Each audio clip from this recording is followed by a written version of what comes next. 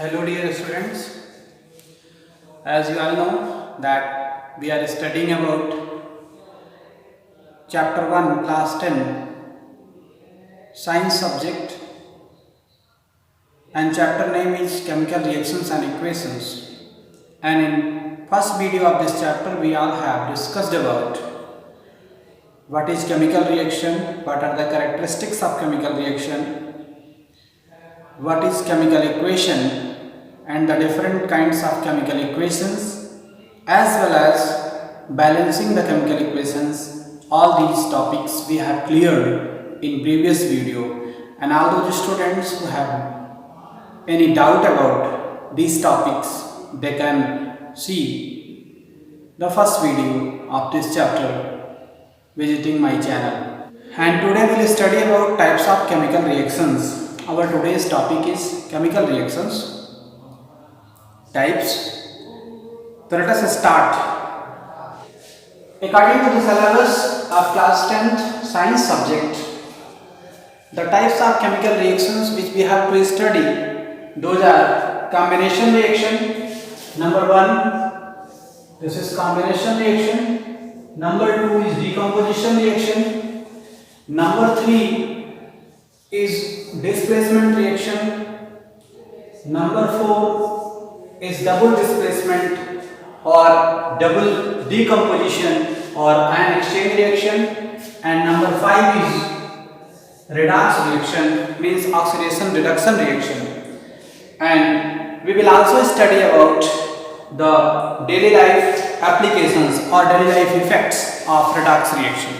तो आज का जो वीडियो है वो टोटली सेंट्रलाइज्ड है टाइप्स ऑफ केमिकल रिएक्शंस पर, और टाइप्स ऑफ केमिकल रिएक्शंस की स्टडी हम करेंगे क्लास 10 साइंस एनसीईआरटी के अकॉर्डिंग, यानी उसमें जो टाइप्स दिए गए हैं उतने की स्टडी हम करेंगे। और उसमें है कॉम्बिनेशन रिएक्शन, डीकम्पोजिशन रिएक्शन और displacement reaction, double decomposition reaction, redox reaction और रेडॉक्स रिएक्शंस के डेली लाइफ एप्लीकेशंस की स्टडी हम करेंगे। तो without wasting time let us start with combination reaction. Combination reaction as name indicates, जैसे कि इसके नेम से ही क्लियर है कि this is reaction where combination occurs. Combination means there two और more chemicals combine together to form new chemicals, new substances. That means a chemical reaction in which two or more chemical substances react together, combine together and form new substances, that is called combination reaction. यानी वो chemical reaction जिसमें कि two or more chemicals एक दूसरे के साथ combine करते हैं और उनके combination के बाद, उनके जुड़ने के बाद new substances का formation होता है. As for example, in example number 1, CaO plus H2O when calcium oxide, that is called quicklime. Calcium oxide को क्या बोलते हैं? क्विकलाइम. तो जब कैल्शियम ऑक्साइड मींस क्विकलाइम, इसको हम ट्रीट करते हैं वाटर के साथ, when it is kept with water means dissolved in water, then reaction takes place and produces calcium hydroxide CaOH twice, slacked lime. तो कैल्शियम ऑक्साइड की रिएक्शन वाटर से होती है तो ये बनाता है कैल्शियम हाइड्रोक्साइड.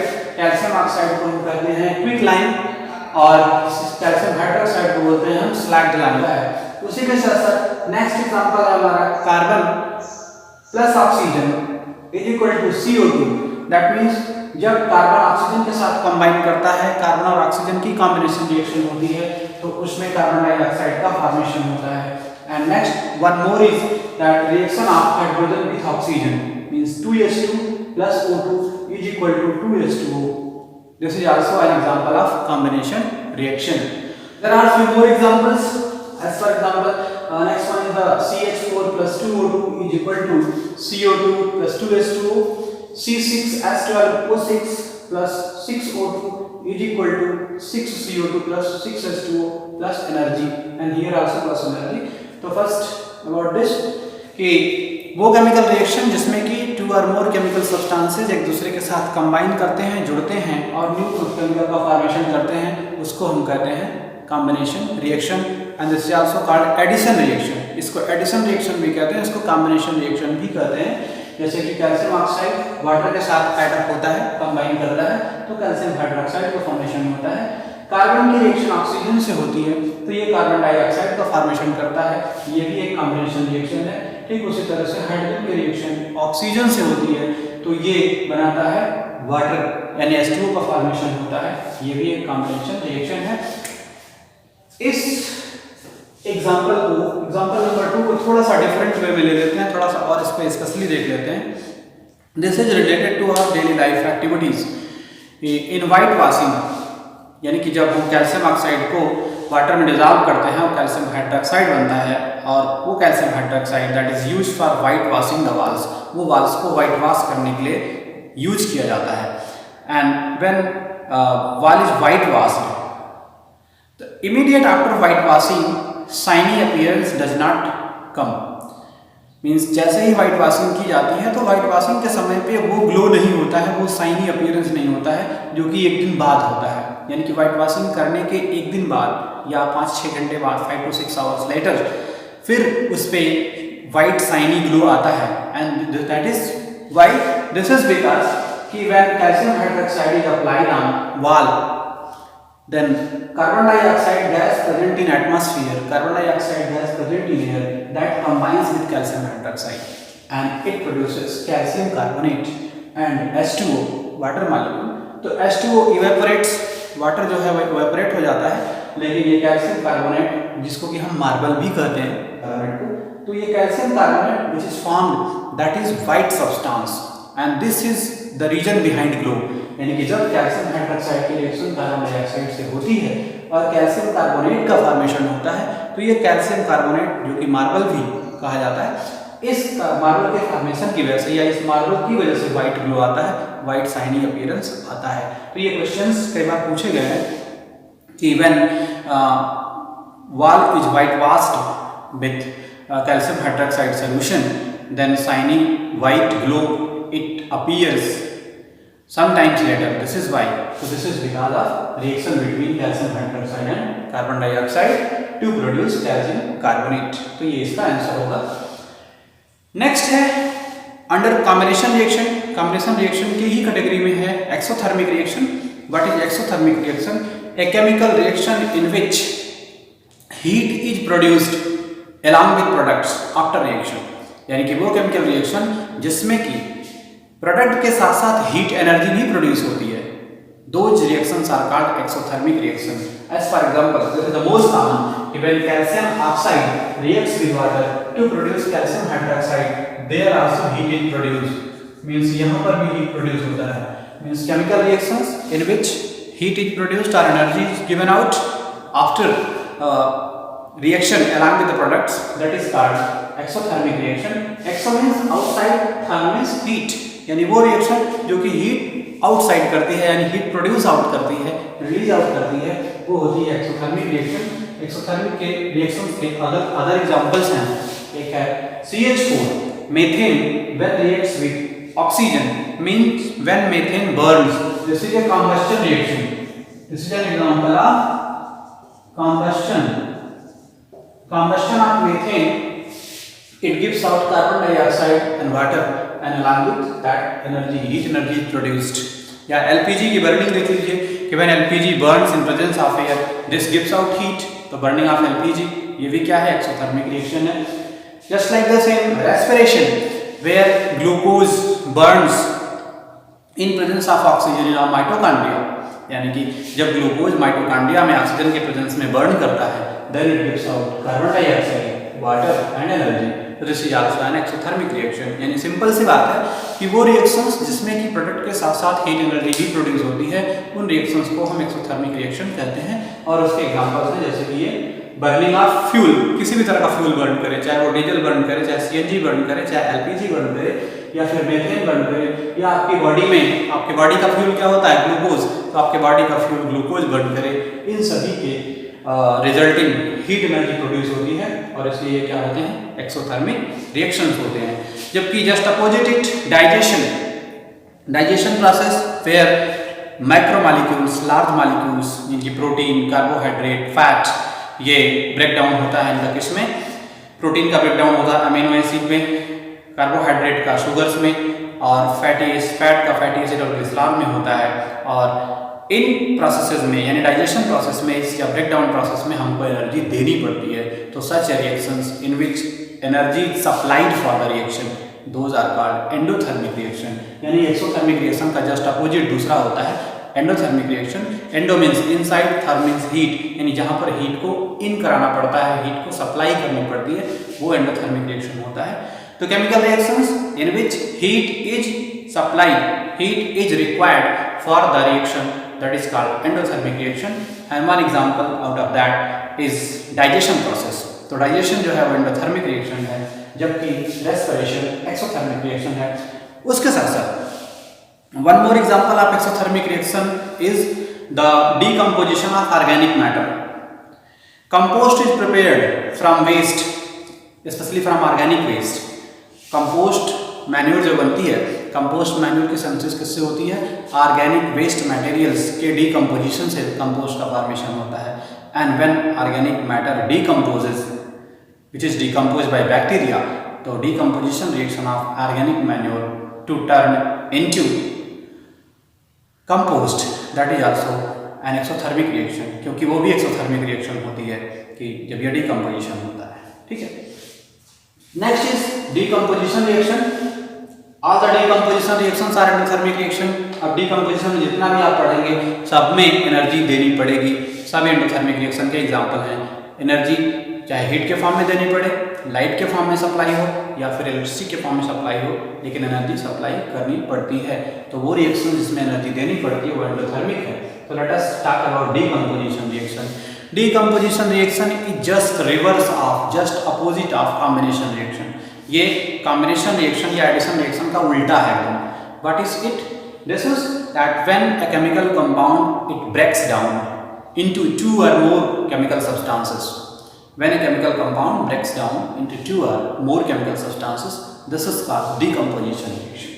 यानी कि जब भी कोई केमिकल सब्सटेंस वो टूटता है, उसका ब्रेकडाउन होता है और उसके ब्रेकडाउन से टू और मोर केमिकल्स की फॉर्मेशन होती है, तो उसको हम कहते हैं डीकंपोजिशन रिएक्शन। डीकंपोज का मतलब ही होता है कि टूट जाना, ब्रेकडाउन होना। ठीक है, तो जैसे ferrous sulphate FeSO4 when it is heated it produces ferric oxide, sulphur dioxide and sulphur trioxide. तो यहाँ पर देखिए कि फेरस सल्फेट को जब हीट करते हैं तो पहली बात तो हीट की दी गई, तो इसलिए एंडोथर्मिक रिएक्शन हो गया है, और हीट करने के बाद ये बनाएगा फेरिक ऑक्साइड Fe2O3 और सल्फर डाइऑक्साइड, और सल्फर डाइऑक्साइड यानी SO3 का फॉर्मेशन कर रहा है। तो एक कंपाउंड 3 कंपाउंड्स में डिकम्पोज हो गया, टूट गया, तो डिकम्पोजिशन रिएक्शन। कैल्शियम कार्बोनेट, जिसको भी अभी आपने यहाँ पे देखा था कि कैल्शियम हाइड्रोक्साइड की रिएक्शन जब कार्बन डाइऑक्साइड से होती है तो कैल्शियम कार्बोनेट और वाटर का फॉर्मेशन होता है। उसी कैल्शियम कार्बोनेट को जब हम हीट करते हैं, when calcium carbonate is heated it produces calcium oxide means quicklime and carbon dioxide. तो ये कार्बन डाइऑक्साइड प्रोड्यूस कर देता है। Means this is also a decomposition reaction where CaCO3 calcium carbonate is heated, it produces calcium oxide and carbon dioxide. So this is also an example of decomposition reaction. And decomposition reaction can be classified into 3 categories: thermal decomposition, photo decomposition and electrical decomposition. Thermal decomposition क्या है? A decomposition reaction in which energy is supplied in form of heat. यानी ऐसे chemical reactions, ऐसी decomposition reactions जिनमें की heat energy देनी पड़ती है, या ऐसे केमिकल सब्सटेंसेस जो कि हीट करने पे डिकम्पोज होते हैं, उनका डिकम्पोजिशन क्या होता है? थर्मल डिकम्पोजिशन होता है। तो फेरस सल्फेट और कैल्शियम कार्बोनेट इन दोनों को हीट करने पर डिकम्पोजिशन होता है। तो such a decomposition reaction in which energy is given in form of heat, यानी कि वो डिकम्पोजिशन रिएक्शन जिसमें कि एनर्जी हीट के फॉर्म में दी जाती है, thermal decomposition reaction. Next category is photo decomposition reaction. Photo means light. A chemical reaction in which energy is supplied in form of light, especially sunlight, और other light भी हो सकती है, लेकिन सनलाइट की बात नहीं करेंगे हम। तो chemical reactions in which energy is supplied in form of light are such decomposition reaction which take place in presence of sunlight or light. Those are called photo decomposition reaction. Especially silver chloride AgCl or AgBr, silver bromide. So silver chloride and silver bromide, these chemical substances decompose into their constituents, into their components, means silver chloride breaks down into silver and chlorine. In the same way, silver bromide breaks down into silver and bromine, and this happens in presence of sunlight. ये sunlight में होता है, तो इसको कहते हैं photo decomposition reaction. तो बिल्कुल शॉर्ट में इसको डिफाइन कैसे करेंगे कि वो डिकम्पोजिशन रिएक्शन जो कि लाइट के प्रेजेंस में होती हैं उनको कहते हैं फोटो डिकम्पोजिशन रिएक्शन। और इसका एग्जांपल है decomposition of silver chloride. Silver chloride का डिकम्पोजिशन सनलाइट में होता है तो सिल्वर और क्लोरीन बनता है। सिल्वर ब्रोमाइड का डिकम्पोजिशन होता है तो सिल्वर और ब्रोमीन बनता है। ठीक, नेक्स्ट है electrical decomposition reaction, means decomposition reaction which take place in presence of electricity, that is called electrical decomposition reaction. As for example H2O, when electricity is passed in a salty solution of H2O or water, then water decomposes into its components hydrogen and oxygen। यानी कि H2O में जब electricity pass की जाती है, इसकी electrolysis कराई जाती है, तो H2O ब्रेक डाउन होता है H2O2 में, and this is an example of electrical decomposition reaction. क्योंकि ये डिकम्पोजिशन इलेक्ट्रिक एनर्जी की वजह से हो रहा है, इलेक्ट्रिसिटी की या इलेक्ट्रिकल एनर्जी की वजह के रिजल्टिंग है, इसलिए इसको कहते हैं electrical decomposition reaction. And one more point here that in electrical decomposition of water, two gases are produced, one is H2 and one is O2, and ratio of H2 and O2 is 2:1। यानी H2O के decomposition के बाद जब H2 और O2 produce होता है तो H2 और O2 के प्रोडक्शन का रेशियो क्या होता है 2:1। यानी कि हाइड्रोजन का कितना होता है 2 वॉल्यूम होता है 2b, और ऑक्सीजन का कितना होता है 1 वॉल्यूम होता है। तो ये है electrical decomposition reaction. Third reaction है displacement reaction. As the name indicates, जैसे कि इसके नाम से ही पता है, नाम से ही क्लियर है, डिस्प्लेसमेंट मींस यहां पर किसी न किसी का डिस्प्लेसमेंट या रिप्लेसमेंट हो रहा है। तो such a chemical reaction in which an atom is displaced और replaced from any compound by any other atom, this is called displacement reaction। means a chemical reaction in which an atom from a compound, from any chemical substance is displaced or is replaced by any other atom, this is called displacement reaction। The condition for displacement reaction is that कि displacing element should be more reactive than displaced element, then only decomposition reaction will take place। तो पहले इसको थोड़ा सा हिंदी में समझ लेते हैं कि डिस्प्लेसमेंट रिएक्शन क्या है। वो केमिकल रिएक्शन जिसमें कि किसी एक केमिकल कंपाउंड से कोई एटम डिस्प्लेस होता हो किसी दूसरे एटम के थ्रू, किसी केमिकल कंपाउंड का एक एटम हटाया जा रहा हो, वो होता है डिस्प्लेसमेंट रिएक्शन। और इसके लिए कंडीशन ये होती है कि जो डिस्प्लेस करने वाला एटम है, डिस्प्लेस करने वाला एलिमेंट है, वो ज़्यादा रिएक्टिव होना चाहिए इन कंपेरिजन टू, तुलनात्मक रूप से किसके, जो डिस्प्लेस हो रहा है, तभी डिस्प्लेसमेंट रिएक्शन होती है। And this type of reaction is very common in case of reaction of metal with metallic salt. Metal और नॉन मेटल के चैप्टर में क्लास 8th में हम लोग पढ़ चुके हैं, 9th में भी इसकी स्टडी कर चुके हैं, और उसी का रिवीजन और थोड़ा सा एक्सपेंशन है। तो displacement reaction let us understand with the help of an example. Here Fe means iron when reacts with aqueous solution of copper sulfate, then it produces FeSO4 and Cu means copper। तो here displacing element Fe, displacement कौन कर रहा है, Fe कर रहा है, किसका कर रहा है, Cu का कर रहा है, और प्रोडक्शन किसका हो रहा है FeSO4 और Cu। मींस थोड़ा सा फनी वे में अगर समझने की कोशिश करें तो आप ट्रैवलिंग कर रहे हो और बस में सीट पर आप बैठे हो और आपसे कोई मजबूत और ज़बरदस्त दबंग टाइप का आदमी आए और आपको घसीट करके सीट पर से उतार दे और वो सीट पे बैठ जाए, तो ये क्या हो गया, आपका डिस्प्लेसमेंट हो गया कि आपको सीट पर से डिस्प्लेस कर दिया गया। अब वो स्ट्रांग रिएक्टिव था क्योंकि वो ज़्यादा पावरफुल आदमी था, यानी उसकी रिएक्टिविटी ज़्यादा थी और आप थोड़ा सा वीक हो गए तो आपकी रिएक्टिविटी कम हो गई। तो यहाँ पर आपका डिस्प्लेसमेंट हो गया सीट पर से, और डिस्प्लेसमेंट किसने किया, वो आने वाला व्यक्ति। डिस्प्लेसमेंट किसका हुआ, आपका। अपोजिट भी हो सकता है, आप भी अगर ज़्यादा पावरफुल हैं तो दूसरे को डिस्प्लेस कर सकते हैं। ठीक वही चीज़ यहाँ पर होती है कि more reactive metal displaces less reactive metal from its salts. When reaction take place of a metal with salt solution, this displacement reaction occurs. As for example here, कि iron being more reactive than copper, it is able to replace copper from copper sulfate solution, and that produces ferrous sulfate and copper. Next example is Zn plus FeSO4 is equal to ZnSO4 plus Fe.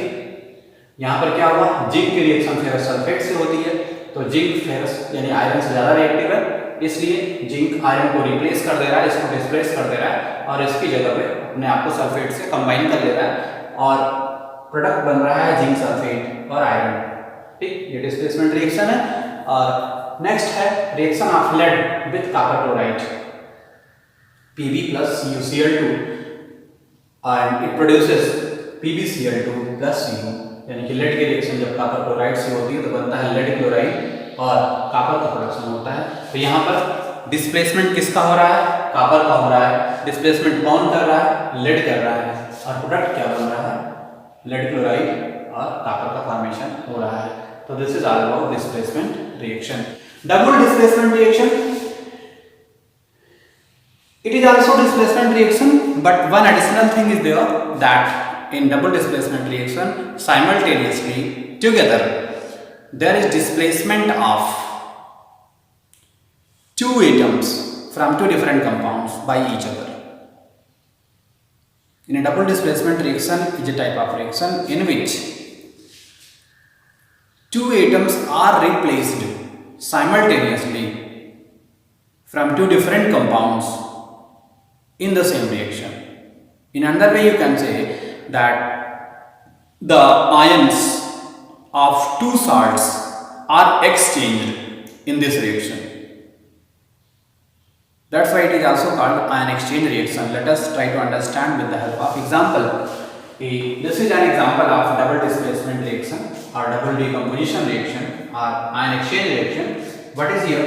Sodium sulfate Na2SO4 when reacts with barium chloride means BaCl2, then what happens?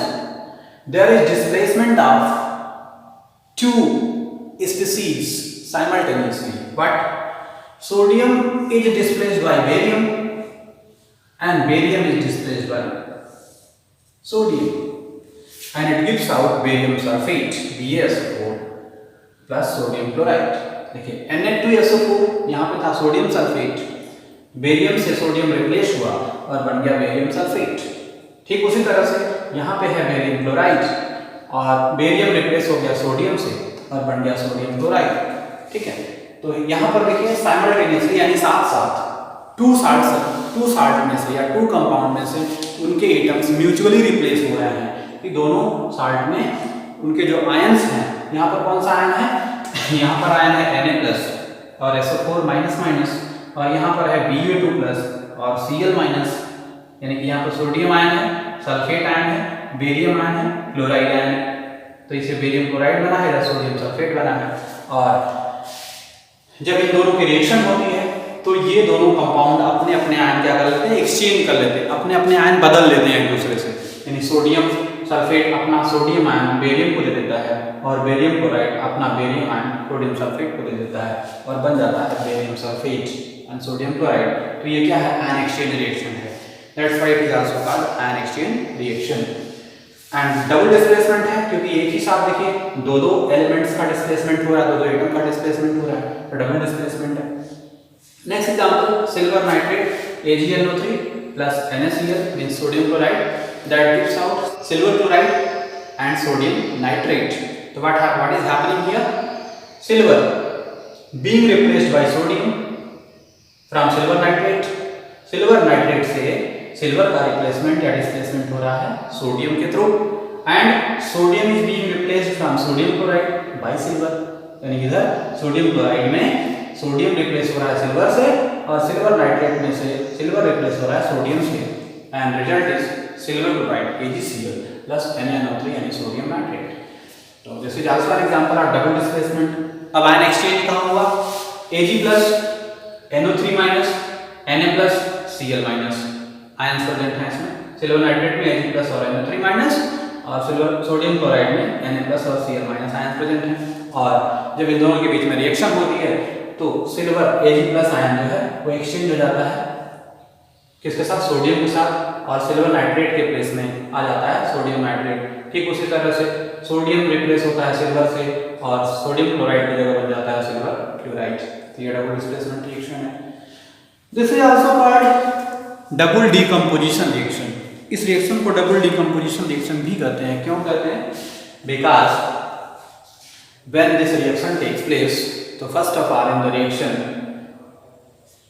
The salt breaks down into its constituent ions. यानी होता यह है कि जैसे sodium sulphate की reaction barium chloride से हो रही है, तो पहले सोडियम सल्फेट जो है वो सोडियम और सल्फेट आयन में डिकम्पोज होता है, सोडियम और सल्फेट आयन में टूट जाता है।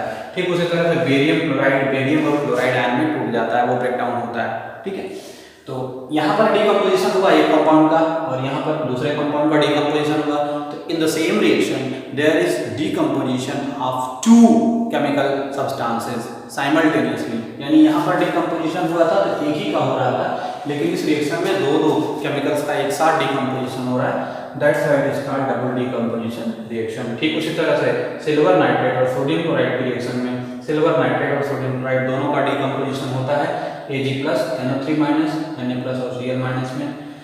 This double decomposition reaction is also seen in neutralization process. Neutralization क्या है? Reaction of acid and base to form salt and water. यानी कि जब एसिड और बेस की रिएक्शन होती है तो उससे बनता है साल्ट और वाटर। और इस प्रोसेस में भी डबल डिकम्पोजिशन होता है। कैसे? कि acid breaks down into constituent ions, यानी H+ और Cl- बनता है यहाँ पर, और यहाँ पर बनता है Na+ OH- और H+ और OH- कंबाइन करके H2 बनाते हैं और Na+ और Cl- कंबाइन होकर के NaCl बनाते हैं। तो यहाँ पर भी डबल डिकम्पोजिशन रिएक्शन है। Means in a double decomposition reaction two chemical substances reacting together they switch partners. वो अपने पार्टनर को क्या करते हैं? स्विच करते हैं, कि अपने पार्टनर्स बदल लेते हैं। यही है डबल डिकम्पोजिशन रिएक्शन या आयन एक्सचेंज रिएक्शन या डबल डिस्प्लेसमेंट रिएक्शन। तो आई होप कि इन तीनों कॉन्सेप्ट के बारे में आपको कोई कंफ्यूजन नहीं होना चाहिए। नेक्स्ट, रेडॉक्स रिएक्शन या oxidation reduction reaction. First of all let us develop concept about this reaction. Redox reaction, oxidation and reduction reaction simultaneously in short form are called redox reaction. Redox, red RED for reduction, OX ox for oxidation. Red जो है reduction के लिए है और aux oxidation के लिए। तो पहले रिडक्शन क्या है और ऑक्सीडेशन क्या है? तो 10th लेवल पे यानी इस क्लास 10th में हमारा जो कॉन्सेप्ट है ऑक्सीडेशन रिडक्शन का वो ये है कि किसी कंपाउंड के साथ या किसी एलिमेंट के साथ जब ऑक्सीजन की एडिशन रिएक्शन होती है that is oxidation. Removal of hydrogen from any compound is oxidation. यानी किसी कंपाउंड से हाइड्रोजन का रिमूवल हो या किसी एलिमेंट या कंपाउंड में ऑक्सीजन का एडिशन हो, दोनों सिचुएशन में क्या होता है? वहाँ पे ऑक्सीडेशन होता है। ठीक है, and reduction is just opposite to it. Reduction is the process of addition of hydrogen to any chemical, to any element, to any compound. यानी किसी भी कंपाउंड में या किसी भी एलिमेंट में जब हाइड्रोजन का एडिशन होता है, हाइड्रोजन उसके साथ जुड़ जाता है तो रिडक्शन होता है। और removal of oxygen from any compound this is also called reduction. यानी कि जब किसी कंपाउंड से ऑक्सीजन रिमूव हो या हाइड्रोजन ऐड हो उसमें तो वो रिडक्शन होगा, और किसी एलिमेंट के साथ ऑक्सीजन का एडिशन हो या हाइड्रोजन का रिमूवल हो तो ऑक्सीडेशन होता है। लेकिन ऑक्सीडेशन और रिडक्शन अलग अलग नहीं होते हैं। किसी भी केमिकल प्रोसेस में रिडक्शन और ऑक्सीडेशन दोनों साथ साथ होते हैं, इसलिए रेडॉक्स रिएक्शन इसको कहा जाता है कि when two compounds, two chemicals will react together, if there is oxidation of one then definitely there will be reduction of another one। यानी दो केमिकल की रिएक्शन हुई तो उस केमिकल रिएक्शन में अगर एक केमिकल का ऑक्सीडेशन होगा तो दूसरे का रिडक्शन होगा साथ ही साथ, यानी रेडॉक्स इसीलिए लिखा जाता है। और रिडक्शन और ऑक्सीडेशन कभी अलग अलग नहीं होते हैं, दोनों साथ साथ होते हैं। आइए एग्जाम्पल को थोड़ा समझते हैं। First example, CuO+H2 reaction of copper oxide with hydrogen. What is happening here? देखिए, रिमूवल ऑफ ऑक्सीजन, यहाँ Cu से क्या हुआ? ऑक्सीजन कट गया, ऑक्सीजन निकल गया और ये बन गया Cu। तो ये क्या हो गया? Reduction, reduction of copper oxide into copper. Copper oxide copper में रिड्यूस हो गया क्योंकि ऑक्सीडेशन से रिमूव हो गया। अब यहाँ पे देखिए combination of hydrogen with oxygen, H2 जो है O के साथ जुड़ गया और बन गया H2O। H2 का क्या हो गया ऑक्सीडेशन। एक ही रिएक्शन में कॉपर ऑक्साइड का रिडक्शन हो रहा है कॉपर में और हाइड्रोजन का ऑक्सीडेशन हो रहा है वाटर में, तो ये हो गया रेडॉक्स रिएक्शन। इसके साथ साथ एक कॉन्सेप्ट और है oxidising agent and reducing agent और ऑक्सीडेंट एंड रिडक्टेंट। ऑक्सीडेंट कौन है और रिडक्टेंट कौन है? The chemical substances which cause oxidation, those are called agent of oxidation और oxidising agent, and chemical substances which cause reduction which bring out reduction process, those are called reducing agent or reductant। यानी agent कौन होते हैं? Agent वही होते हैं जो आपका काम कराते हैं किसी तरह का। तो ठीक उसी तरह से यहाँ भी एजेंट हैं कि वो केमिकल्स जो कि ऑक्सीडेशन कराते हैं वो ऑक्सीडाइजिंग एजेंट हैं और दूसरे वो केमिकल्स जो कि रिडक्शन कराते हैं वो रिड्यूसिंग एजेंट हैं। और ऑक्सीडाइजिंग एजेंट को शॉर्ट में कहते हैं ऑक्सीडेंट, रिड्यूसिंग एजेंट को शॉर्ट में कहते हैं रिडक्टेंट।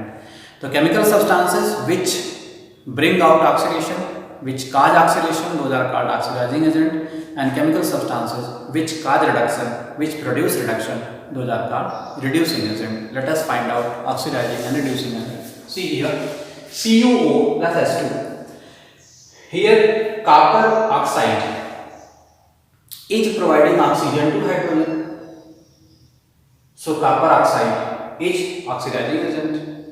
copper oxide के पास ऑक्सीजन है और यही ऑक्सीजन हाइड्रोजन को दे रहा है, जिसकी वजह से हाइड्रोजन का ऑक्सीडेशन हो रहा है। तो यहाँ पे ऑक्सीडेशन कौन कराया? Copper oxide. किसका कराया? हाइड्रोजन का कराया। तो कॉपर ऑक्साइड क्या हो गया? ऑक्सीडाइजिंग एजेंट हो गया। ठीक, तो CuO क्या हो गया? Oxidizing agent. ठीक उसी तरह से हाइड्रोजन H2, यही रीजन है H2 जो कि कॉपर से ऑक्सीजन अलग हो रही है। तो कॉपर ऑक्साइड का रिडक्शन कौन करा है? हाइड्रोजन करा रहा है। तो हाइड्रोजन क्या हो गया? Reducing agent. इस पूरे मामले को एक बार फिर से समझिए।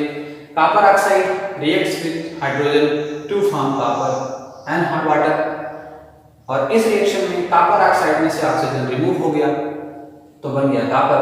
तो कॉपर ऑक्साइड का रिडक्शन हुआ किसमें? कॉपर में। हाइड्रोजन ऑक्सीजन के साथ जुड़ करके वाटर बना लिया तो हाइड्रोजन का हुआ oxidation.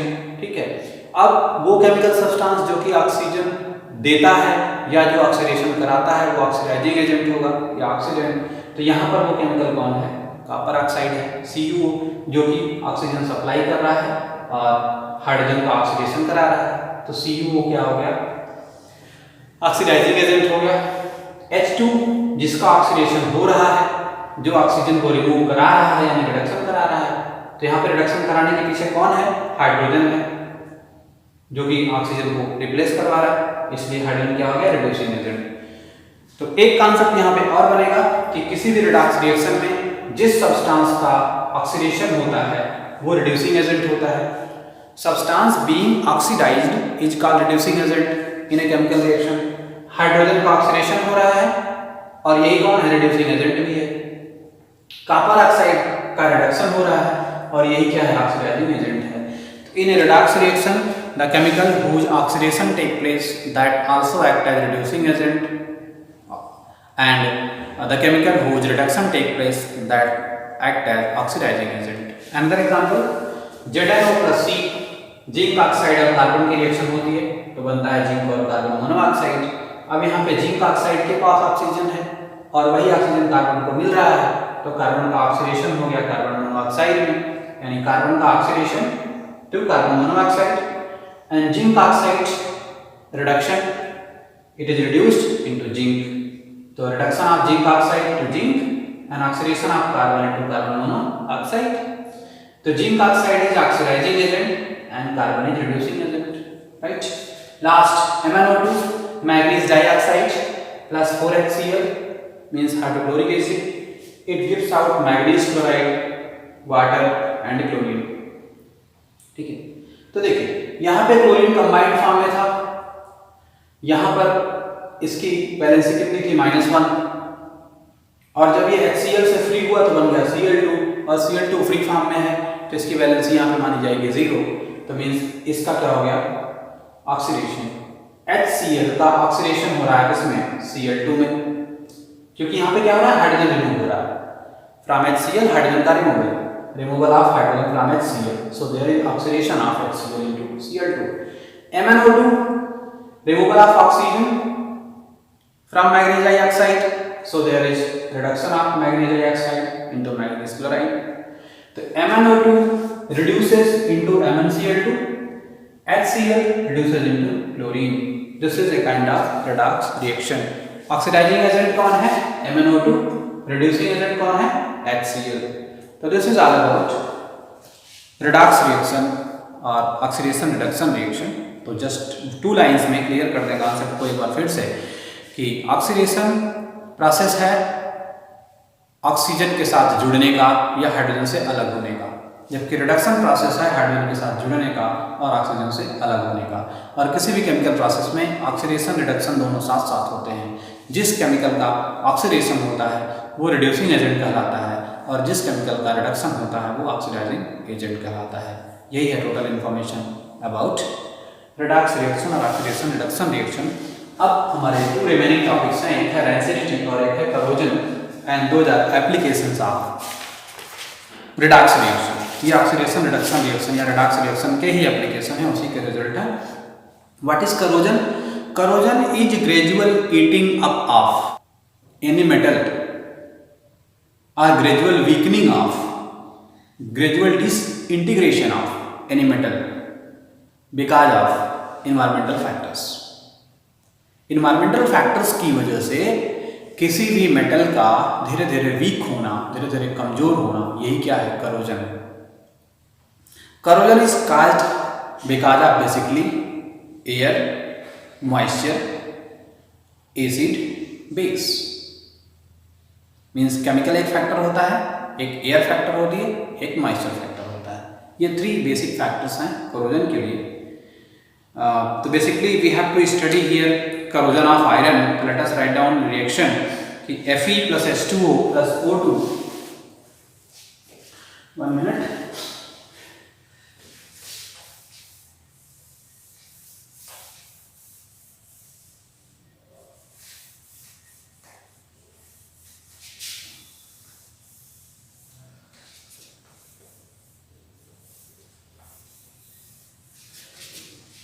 Corrosion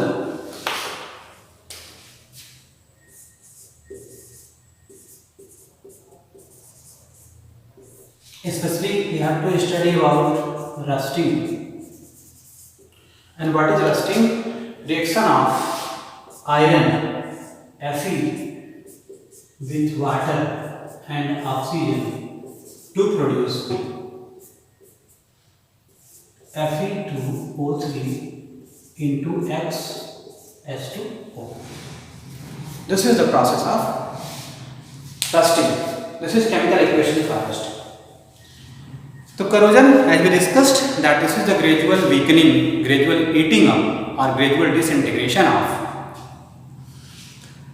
metals by acid, base, water and air. Means these are the factors which cause gradual weakening or corrosion. And corrosion of iron is called rusting. यानी कि कोई भी मेटल जब केमिकल के कांटेक्ट में आती है या एसिड बेस के कांटेक्ट में आती है, वाटर के कांटेक्ट में आती है, मॉइस्चर के कांटेक्ट में आती है, तो ये केमिकल से रिएक्शन करके, एयर से रिएक्शन करके, मॉइस्चर से रिएक्शन करके ये कोई दूसरा कंपाउंड बनाती है और उसकी वजह से मेटल की जो outer most upper most surface होती है वो हट जाती है।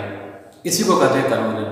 तो corrosion can be also defined as that corrosion is a process of removal of upper most layer of any metal due to action of air, water and chemicals.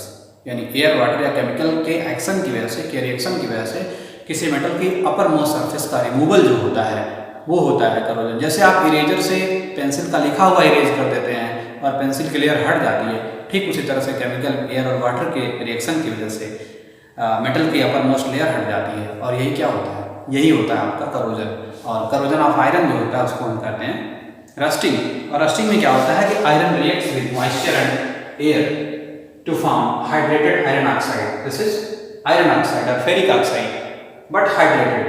Hydrated means कि ferric oxide के साथ साथ उसमें क्या होता है, water होता है। और आप देखते होंगे कि आयरन में जब रस्टिंग होती है, जब उसमें जंग लगता है तो ऊपर से पतली पतली पट्टी की तरह या छोटी छोटी लेयर के रूप में, थिन लेयर के रूप में आयरन से अलग होता है मटेरियल। तो वो क्या होता है, वो हाइड्रेटेड आयरन ऑक्साइड होता है। तो how to stop corrosion, how to stop rusting, just preventing the condition for rusting. Rusting के या करोजन के जो कंडीशंस हैं उसको हम हटा दें, यानी कि मॉइस्चर को रिमूव कर दें या फिर एयर को हम ब्लॉक कर दें मेटल सरफेस पे पहुंचने से, या केमिकल्स को ब्लॉक कर दें मेटल सरफेस पे पहुंचने से। तो इससे हम रोक सकते हैं। और इसके लिए means methods of prevention of corrosion are oiling, painting, greasing, means oil लगा देना, पेंट कर देना, ग्रीस लगा देना, एज वेल एज एलॉइंग, यानी एलॉय बना करके, जैसे एनोडाइजिंग करके या क्रोम प्लेटिंग करके, इस तरह से हम करोजन को रोक सकते हैं। Next process is rancidity. Rancidity means bad smelling और फुल ऑर्डर डेवलपमेंट, यानी कि जब फूड आइटम्स का स्मेल खराब हो जाता है, उनका ऑर्डर डैमेज हो जाता है, उसको कहते हैं rancidity. And rancidity this is because of aerial oxidation of oily and fatty food items, means food items which are oily and fatty, rich in iron and fat, those when come in contact of air then are oxidized, and this is called rancidity. And rancidity can be prevented by preventing oxidation. Rancidity को जो है oxidation process को रोक करके हम रोक सकते हैं। And this can be done by supplying nitrogen. Nitrogen एक ऐसी गैस है जो कि एंटीऑक्सीडेंट है, यानी वो ऑक्सीजन को रोकने का काम करती है। और एटमॉस्फेयर में बहुत इंपॉर्टेंट रोल है इसका कि एटमॉस्फेयर में नाइट्रोजन प्रेजेंट है, जिसकी वजह से इतने हाई टेम्परेचर पे ऑक्सीडेशन नहीं होता है। नहीं तो बहुत सारी चीज़ें ऑक्सीडाइज होकर खराब हो सकती हैं, लेकिन ये नहीं होती है क्योंकि नाइट्रोजन एटमॉस्फेयर में प्रेजेंट है और इसका एक एडवांटेज है। तो नाइट्रोजन के साथ फूड आइटम को हम पैक करें, यानी नाइट्रोजन प्लस के साथ अगर फूड आइटम को हम रखें तो उनका ऑक्सीडेशन नहीं होता है। इसीलिए जो चिप्स के पैकेट्स आते हैं, चिप्स पैकेट में देखिए एयर भरी होती है, तो एयर नहीं है, वो नाइट्रोजन गैस है। नाइट्रोजन प्लस के साथ वो पैक किए जाते हैं, जिससे कि वो चिप्स या जो कुरकुरे या इस तरह से फास्ट फूड हैं वो खराब ना हो, उनका ऑक्सीडेशन ना हो, उनकी रैंसिडिटी ना हो, उसको रोकने के लिए ऐसा किया जाता है। तो एयर टाइट कंटेनर में फूड आइटम को पैक करें जिससे कि एयर ना पहुंच पाए। नाइट्रोजन प्लस के साथ पैक करें उसको, या फिर बहुत ऑयली और फैटी फूड ना यूज करें, तो रैंसिडिटी जैसी कंडीशन डेवलप नहीं होती हैं। तो these are the processes, these are the steps to prevent rancidity, means keeping food items in air tight container or keeping food item along with nitrogen plus nitrogen packing. This we can prevent räncidity. So this is all about this chapter. We have come to an end of the chapter, and watch this video, and I hope that you all will have totally clear concept about the types of reactions, corrosion and räncidity, and after that solve NCERT exercises. And if you have any problem in NCERT exercises questions, you write down in comment, and I shall come with solution in next video. And thank you, best of luck.